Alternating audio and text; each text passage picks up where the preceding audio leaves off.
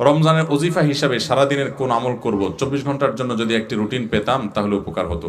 রমজানে ওজিফা হিসাবে সারাদিনের জন্য কোন আমল করবেন? সারাদিনের জন্য একটা জিনিস সবচেয়ে গুরুত্বের সাথে করবেন, যে কোনো গুনাহ করবেন না, কোনো পাপ করবেন না, মুখ দিয়া না, চোখ দিয়া না, হাত দিয়া না, কোনো অন্যায় করবেন না, কোনো মানুষের অধিকার নষ্ট করবেন না, কারো ক্ষতি করবেন না। সব ক্ষেত্রে সারাক্ষণ চেষ্টা করবেন ভালো মানুষ হয়ে থাকার।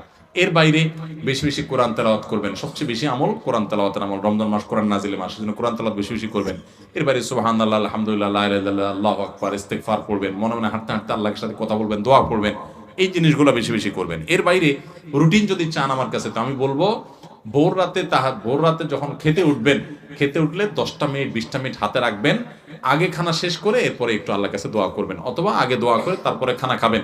একটু ভোর রাতে দোয়া কবুল হয়, এটা সারা বছর আপনি পারেন না, রমজানের সুযোগ আসে, এই সুযোগটা হেলায় হারাবেন না।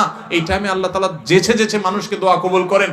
আমি এর আগে বিভিন্ন জায়গায় বলেছি, বাংলাদেশের একটা প্রসিদ্ধ এবং প্রথম সারির একটা বিজনেস প্রতিষ্ঠানের এক ভাই, তিনি আমাকে তার অফিসে দেখা হওয়ার পর কিছুদিন আগে, আজকেও তাদের অফিসে আমি গিয়েছি একটা কাজে, তো আমাকে দেখা হওয়ার পর বলছে, ভাই একটু আসেন। ওনার অফিসে উনি বসালেন, চা খাওয়ালেন, এরপরে বললেন যে ভাই আপনার একটা আলোচনা থেকে আমার জীবন পরিবর্তন হয়ে গেছে। আমি বললাম কি? আমি বলছি কোনো ভালো কাজ শুরু করছে? উনি বলেন না ভাই, কাহিনী ভিন্ন। কাহিনী হলো, আমার এমন এক রোগ হয়েছে, এই রোগের জন্য দেশের সকল ট্রিটমেন্ট তো আমি নিলামই, দেশের বাইরেও বহু ট্রিটমেন্ট করেছি, কিন্তু কোনোভাবে আমার রোগ ভালো হয় নাই এবং আমার ট্রিটমেন্ট হয় নাই। আমি জীবনের আশা ছেড়ে দিছি। এরকম ভয়াবহ পরিস্থিতিতে আমার কোম্পানির থেকে চাকরিও নাই, কারণ আমি কাজ করতে পারি না, অসুস্থ। তো আমি গ্রামে চলে গেছি মরার অপেক্ষা, যে এখন আর বাঁচার কোনো সুযোগ নেই। ডাক্তার বলছে যে শেষ যে কদিন চা খাইতে চান খান, আর কোনো ট্রিটমেন্ট নেই। বলেন যে আমি গ্রামে চলে গেছি, আশা ছেড়ে দিছি, অনেক কষ্ট যন্ত্রণা রোগের কারণে, মারা যাব এরকম একটা অবস্থা। হঠাৎ করে আপনার একটা ভিডিও দেখলাম, ভোর রাতে তাহাজ্জুদের সময়ের দোয়া আল্লাহ ফিরিয়ে দেন না। তখন আল্লাহর কাছে চাওয়া শুরু করলাম, প্রতিদিন ভোর রাতে উঠে কান্নাকাটি, দোয়া, মুনাজাত, খুব চোখের পানি ফেলা। আল্লাহ, সবাই যেটা পারে না তুমি সেটা পারো, দোয়া করতে শুরু করলাম। উনি বলেন, হঠাৎ করে একদিন তাহাজ্জুদের সময় উঠে খুব দোয়া কান্নাকাটি করলাম, খুব সিজদা করলাম, খুব চোখের পানি ফেললাম আল্লাহর কাছে, চিৎকার করে বাচ্চা পোলার মতো কাঁদলাম। বলেন যে হুজুর বিশ্বাস করবেন, ওই দিন তাহাজ্জুদ পড়ে শেষ করার পর থেকে আমার শরীর থেকে সমস্ত রোগ উধাও হয়ে চলে গেছে। আজকেও তার সাথে দেখা করে আসছি। ইন্টারেস্টিং বিষয়, আজকেও ওই লোকের সাথে আমি দেখা করে আসছি, একটা কাজে গেছিলাম তার অফিসে। আজকেও ওই ভাইটা আমাকে বললেন যে ভাই, এরপর আমি শুধু সুস্থ হয়েছি তা না, আমি আমার কোম্পানিতে আবার ফিরে আসছি। আগে যে ডিউটি ছিল আমার প্রমোশন হয়ে ডিউটি আমার আরো বাড়ছে, এবং আমার কোম্পানির চেয়ারম্যান সহ সবাই আমাকে আরো বেশি আস্থা রাখে। ওনার সামনে থাকা পিয়ন অন্যান্য লোকদেরকে আমার সামনে ডেকে বলতেছে, এই তোমরা বলো, আমি আগে যে বদমেজাজি দেখাইতাম, আছাড় পিছাড় করতাম, রাগ জাহির করতাম, আমার এগুলো আছে এখন? বলে না স্যার, এগুলো কিচ্ছু নাই এখন আর। শুধু সুস্থ হয়েছে না, আজীবন আমূল পরিবর্তন হয়ে গেছে। ভাইরা আমার, এই ভোর রাতের দোয়া বড় গুরুত্বপূর্ণ। রমজানে কিন্তু সেই সুযোগটা আসে, এই জন্য সাহারি করতে উঠলে একটু দোয়া করবেন, ঠিক আছে তো ইনশাআল্লাহ। এরপরে ফজর নামাজ পড়ে পারলে একটু তেলাওয়াত করে শাক করে তারপরে দরকার হলে ঘুমাবেন, আর দরকার না হলে নাই। এবং ডিউটিতে যখন যাবেন, ডিউটিতে কোনো ফাঁকি দিবেন না, পথে কারোর ক্ষতি করবেন না, কাউকে খারাপ কথা বলবেন না, আজে বাজে জিনিস মোবাইলে দেখবেন না, হারাম থেকে বেঁচে থাকবেন। জোহরের ওয়াক্ত হলে টাইম মতো নামাজ পড়বেন, আবার আসর ওয়াক্ত হলে টাইম মতো নামাজ পড়বেন। বাসায় এসে স্ত্রীর সাথে ইফতার বানানোতে সাহায্য করবেন, শুধু মুসে তাও দিয়ে বসে থাকবেন না যে আনবে আর বসে বসে খাবো। একটু কাজ কাম করবেন। নবী সাল্লাল্লাহু আলাইহি ওয়াসাল্লাম মেয়েদের কাজে সহযোগিতা করতেন। এরপরে আগেভাগে ইফতার আগে একটু দোয়া করবেন। ইফতারের পরে সকাল সন্ধ্যার দোয়া দরুদ ইত্যাদি পড়ে তারাবিতে চলে যাবেন। তারাবিতে সুন্দর করে মনোযোগ দিয়ে কোরআন তেলাওয়াত শুনবেন। তারাবিতে কি পড়েন, হাফেজ সাহেব কি পড়েন, সেটা তো আপনি শুনেন, বুঝেন না। এই জন্য একটা বই আমি লিখেছি এবছর, নতুন আমাদের বের হয়েছে, তারাবির সালাতে কোরআনের বার্তা। একটু দেখে নিতে পারেন যাওয়ার আগ দিয়া, যে আজকের তারাবিতে হাফেজ সাহেবরা যে পারা পড়বেন সে পারাতে আল্লাহ কি বলছেন। 3-4 পৃষ্ঠা এখানে দেওয়া আছে, দেখে নিলে আপনার তারাবিতে আপনি আলাদা একটা তৃপ্তি পাবেন। এরপর তারাবি পড়ে এসে যত দ্রুততার সাথে সম্ভব শুয়ে পড়েন, কারণ ভোর রাতে আপনাকে উঠতে হবে। এভাবে আপনি পুরো রমজান মাস গুনাহমুক্ত থাকার চেষ্টা করেন, হারাম মুক্ত থাকার চেষ্টা করেন। অন্য আমল করতে পারেন আর না পারেন, এটা হবে সবচেয়ে বড় সার্থকতা ইনশাআল্লাহ। আমি একজনকে টাকা ধার দিয়েছি, প্রায় 3-4 বছর হয়ে গেছে, দিতে পারছে না, প্রায় 10 থেকে 12 লক্ষ টাকা। এখন কি আমার সেই টাকার জাকাত দিতে হবে? টাকাটা কর্জে হাসানা হিসেবে দেয়া মানে সুদমুক্ত। যদি আপনি কাউকে টাকা ধার দেন, সেই টাকা যদি সে আর না দেয় এবং দেওয়ার কোনো সম্ভাবনাও না থাকে, তাহলে ওই টাকার জাকাত দিতে হবে না, কারণ সেই টাকা দিচ্ছেই না। এবং একরকম টাকার আশা ছেড়ে দিয়েছেন আপনি, তাহলে ওই টাকার জাকাত দিতে হবে না। যদি কোনো কালে আপনি পান, তাহলে সেক্ষেত্রে আপনাকে কি করতে হবে? জাকাত দিতে হবে, আর না পেলে নেই। কিছুদিন আগে আমরা বেশ কয়েকজন জানাজার সালাতের উদ্দেশ্যে সফরে বের হই। জানাজায় উপস্থিত হওয়ার পর দেখতে পাই 10 মিনিট আগে জামাত শেষ হয়ে গেছে। এমন অবস্থায় উক্ত ওয়াক্তের সালাত আদায় করে তারপর জানাজায় শরীক হতে হবে, নাকি জানাজা পড়ার পর ফরজ সালাত আদায় করা যাবে? আগে ফরজ সালাত আদায় করে পরে জানাজার আদায় বিষয়টি কি উত্তম না অনুত্তম, এবারে কি জায়েজ না জায়েজ বলতে চাই। ভাই, ফরজ নামাজ সময় হলে আগে ফরজ নামাজ পড়তে হবে, তারপরে জানাজা নামাজ পড়তে হবে। রমজানে খাদ্যদ্রব্যের মূল্যের ঊর্ধ্বগতি রোধে একটা পরামর্শ দিতে চাই। লিখলে বড় হবে, তাই সাক্ষাতে 5 মিনিট কথা বলতে চাই, যে কোনো জায়গায় আপনার সুবিধা মতো। ভাই, দ্রব্যমূল্য নিয়ন্ত্রণ করার জন্য আমাকে বুদ্ধি না দিয়া বাণিজ্য মন্ত্রণালয়ের লোকজনকে বুদ্ধি দেন। আমার হাতে তো ক্ষমতা নেই, আপনার বুদ্ধি আমি কাজে লাগাইতে পারবো না। তো কোন বুদ্ধি দিলে সব 2 নম্বর ব্যবসা সাইজ করা যাবে, এটা তাদেরকে বুদ্ধি দেন।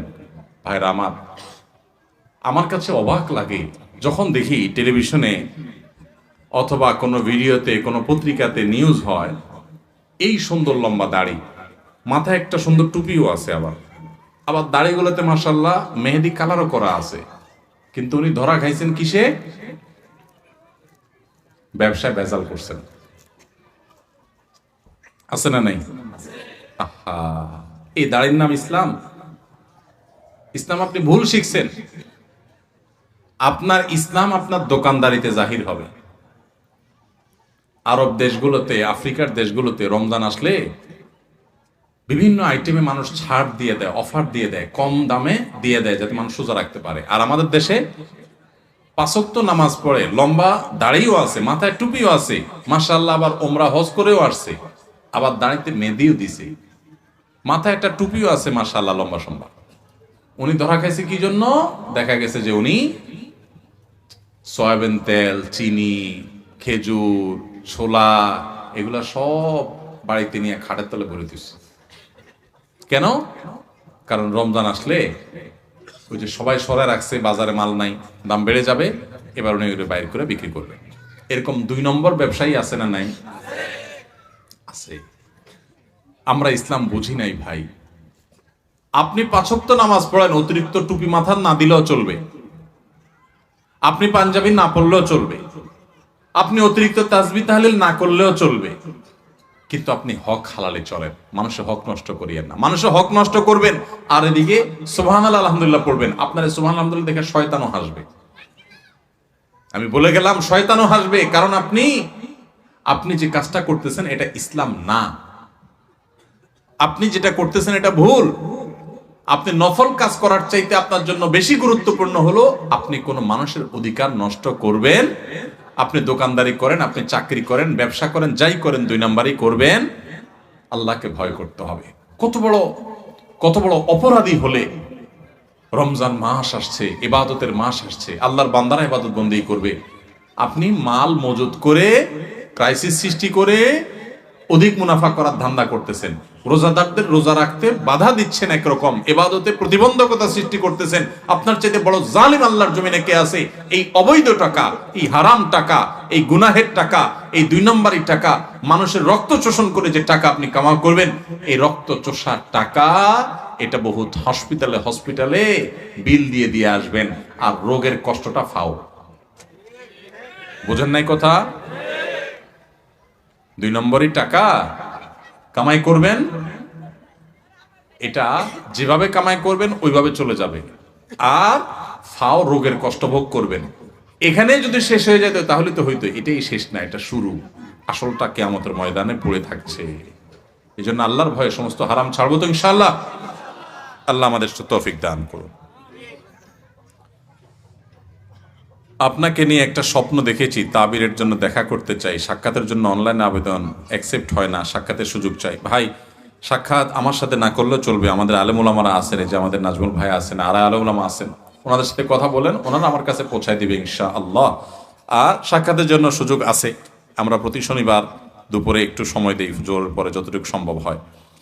কাউকে নামাজের আহ্বান জানালে সে যদি ভুল বুঝে বলে জ্ঞান দিও না, সেক্ষেত্রে আমার করণীয় কি? এটা হলো আমাদের দেশের সমস্যা। কাউকে ভালো কিছু বললে কি বলে? জ্ঞান দিতে এসো না। মানে আমার এত জ্ঞান উপচে পড়তেছে, তোমার জ্ঞান রাখার জায়গা আর নাই। ভাবটা এরকম না? মানে এটাকে বলে চুরি চুরি আরো সিনাজুরি। নামাজ পড়ে না বেনামাজি, আরেকজন যখন নামাজের আহ্বান করছে, বলবে ভাই তোমার শুক্রিয়া, থ্যাংক ইউ সো মাচ, তুমি আমার একটা ভালো কাজের কথা বলছো ভাই, ঠিক আছে দোয়া করো, আমি চেষ্টা করি ভাই। এটা না ইমানদারের কথা। আর জাহেল এবং মূর্খ মানুষের কথা হলো, ভাই জ্ঞান দিতে আসিস না এত। তার মানে তোমার জ্ঞান আছে, তোমার জ্ঞান থাকলে তো তুমি নামাজ পড়তে চাইতা। তুমি যে অজ্ঞানী, তুমি যে মূর্খ, এটা তো তুমি প্রমাণ করছো তোমার কর্ম দ্বারা। আর যদি বলো না নামাজ পড়তে হবে, এটা আমি জানি, তো যাই নাই শুনেও যদি নামাজ না পড়ে, তো তোমার মুগুর তো ডবল পড়বে কিয়ামতের ময়দানে। আমাদের দেশে অনেক সময় অন্যায় কাজের থেকে মানুষ বাধা দিলে বা ভালো কাজের নির্দেশ করলে আমরা অনেকে বলি জ্ঞান দিতে আইসো না। এটা অহংকারীর কথা, এটা কোনো বিনয়ী মানুষের কথা না। আপনাকে যদি কেউ ভালো কাজের উপদেশ দেয়, তো আপনার তো সৌভাগ্য, আপনি সেটাকে ভালোভাবে নিবেন। আলহামদুলিল্লাহ, একটা মানুষ আমাকে ভালো কাজ করতে বলছে, খারাপ কাজ করতে তো বলে নাই। অতএব জ্ঞান দিতে আইসো না, এটা অহংকারীর কথা, এটা কোনো মুসলমানের কথা না। জ্ঞান দিতে আইসো না মানে কি? আপনার জ্ঞান থাকার পরও যদি আরেকজন জ্ঞান দেয়, আপনি শুকর আদায় করবেন, আলহামদুলিল্লাহ আমাকে স্মরণ করায় দিছে। আল্লাহ বলেছেন ওয়াযাক্কির ফাইন্না যিকরা তানফাউল মুমিনিন। আর ইমানদারদেরকে জানা কথাটাও স্মরণ করায় দাও। নামাজ পড়ো, সেও জানে, আবারও বলো, বললে তার লাভ হয়, তার বিবেক বিবেচনা বোধ জাগ্রত হয়। এই জন্য বারবার স্মরণ করাইতে আল্লাহ বলছেন, আপনি বলছেন জ্ঞান দিতে এসো না। তাহলে বোঝা গেল এটা কোনো ইমানদারের কথা না। কেউ যদি আপনাকে ভালো কাজের পথে আহ্বান করে, পারলে তার ডাকে সাড়া দিবেন, আর না পারলে চুপ থাকবেন, কিন্তু অহংকার করবেন না। অহংকারী কিন্তু হেদায়েত থেকে মাহরুম হয়, বঞ্চিত হয়। এই কপাল পোড়ারা সঠিক পথে আসতে পারে না।